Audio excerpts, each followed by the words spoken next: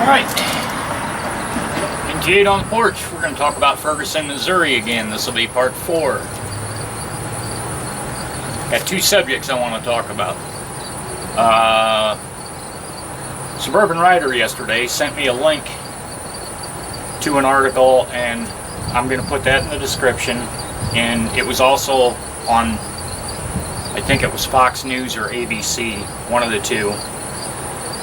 The guy that did the autopsy for the family is not credentialed as a licensed pathologist. So, in all honesty, that kind of takes away the credibility. I don't know who the old white dude is in that autopsy video. I don't know if he's a licensed guy or pathologist. I'll have to go back and watch that, but go to the autopsy and check it out. And the Hispanic looking guy in the white shirt who's explaining all the gunshots is not a licensed pathologist. He's an assistant, which in my mind lets him move the bodies around and mop the floor afterwards. Because I'm sure they don't have to sterilize anything. His name is Sean Parcells. So, give that link a look.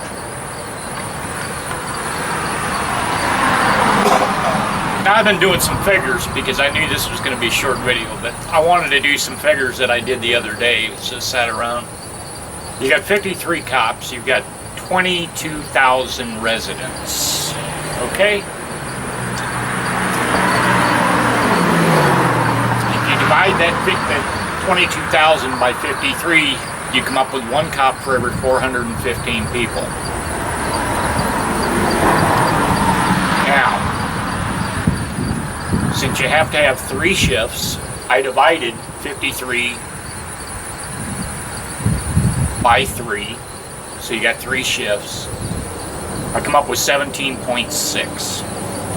So I'm going to call it 18. You got 18 cops on per shift.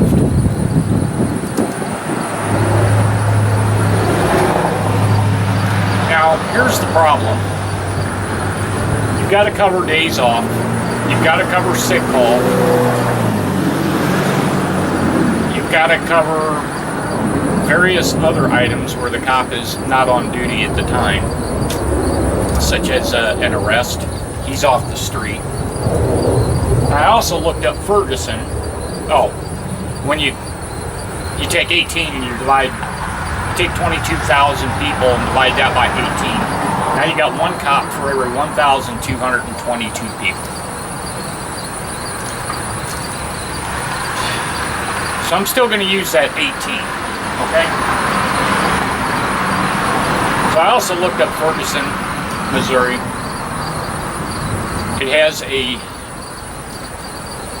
It covers 6.2 square miles. So if you take that 6.2 and you divide it by 18, you come up with 0.34.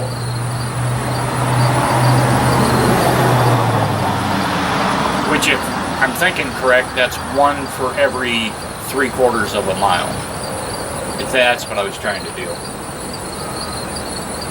That's if you got all 18 on shift.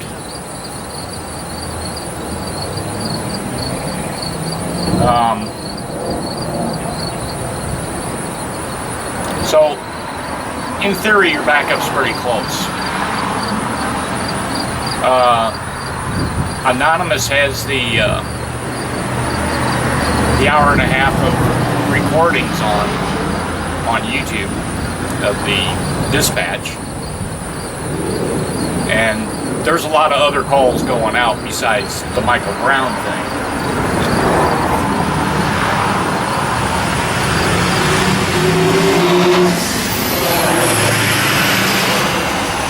Now I want to answer 700 or The Voice. The top of the head shot. You made some really good points in your video. I questioned that headshot from the very beginning, and I found out that there was a shot of it. Unfortunately, there isn't going to be any video on this. I've already covered that. They don't have video cameras in their cop cars. They got them on order now, but too late.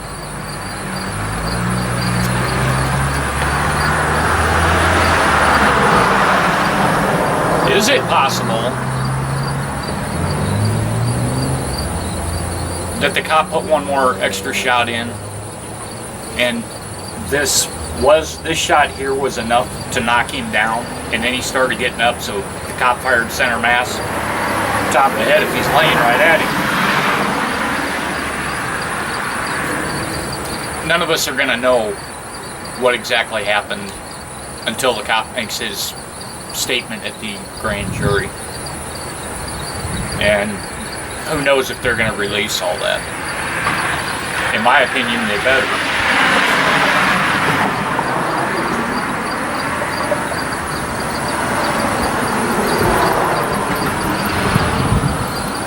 Running with his head down. I know that sounds implausible too, but I heard that on some other videos where he was charging the guy, and then on the news they talked about the charge, and pretty much everybody was in the same mode of, oh, well, he had his head down because he was charging the cop. Doesn't really sound too plausible to me, but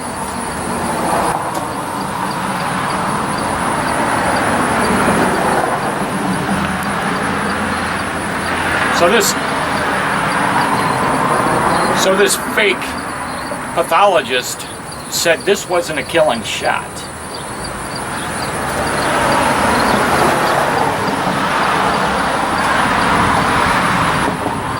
Damn, I would think that would knock anybody down, but whatever.